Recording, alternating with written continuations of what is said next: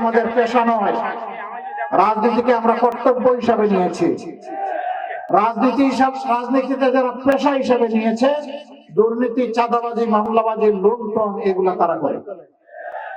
এতটুকুই শেষ না, এরা আমাদের মা বোনদের ইজ্জতটা পর্যন্ত রাখতে দেয় না। এই নির্বাচনের সময় মানুষ কত সতর্ক হয়ে কথা বলে, কিন্তু কিছু কিছু রাজনৈতিক ভাই বন্ধু তারা কিভাবে বলে যে যদি বোরকা পরে তা কোনো মেয়ে লোক আসে, যদি নেকাব করে আসে, যদি হেজাব করে আসে খুলে ফেলব। বলতে বলতে বলছে পুরা কাপড় খুলে ফেলব। এরা কি কোনো মায়ের গর্ভ থেকে দুনিয়া আসে নাই? যদি এসে থাকে বলবো প্লিজ মার জাতিকে সম্মান করতে শিখুন। আগে আপনার আপন মাকে সম্মান করুন। যদি আপনার মাকে সম্মান করার শিক্ষা আপনি পেয়ে থাকেন, এই দেশের 9 কোটি মাকে আপনি সম্মান করতে পারবেন। আর নিজের মাকেই যদি সম্মান করার শিক্ষা না পেয়ে থাকেন, দুর্ভাগ্য আপনার।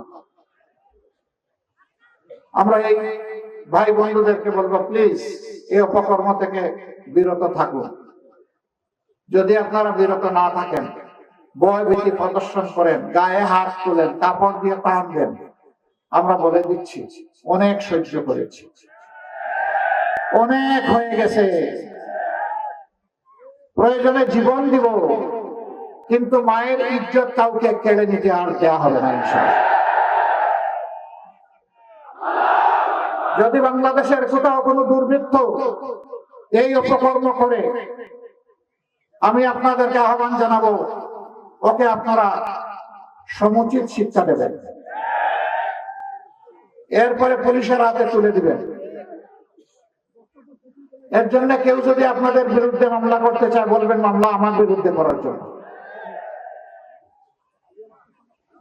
আমরা আশা করব যারাই অপরাধ করেছেন তারা অনুতপ্ত হয়ে জাতির কাছে, মার জাতির কাছে, 8-9 কোটি মা বোনের কাছে তারা ক্ষমা চাইবেন। সম্মানিত ভাইরা, আমাদের অঙ্গীকার খুবই স্পষ্ট। আমরা ন্যায় বিচার সমাজে কায়েম করার পক্ষে। আল্লাহর হুকুমের কথা বলেছেন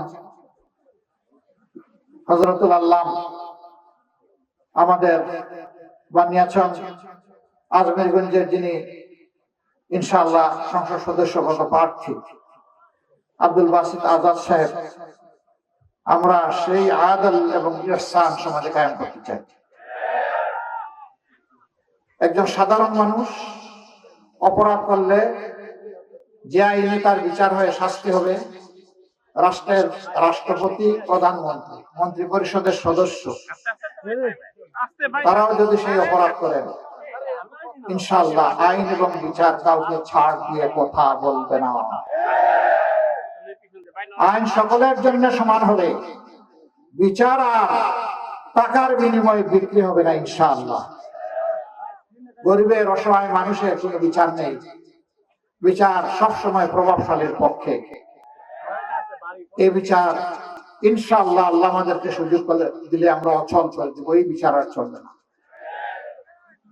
ওই বাংলাদেশ আর দেখতে চাই না, যেই বাংলাদেশে আমার মা বোন, জায়া কন্যা কারো কোনো জীবন এবং ইজ্জতের নিরাপত্তা নাই। এই বাংলাদেশ দেখতে চাই না। এই বাংলাদেশও দেখতে চাই না যে এই বাংলাদেশের চাঁদার জ্বালায় সমস্ত মানুষ অতিষ্ঠ।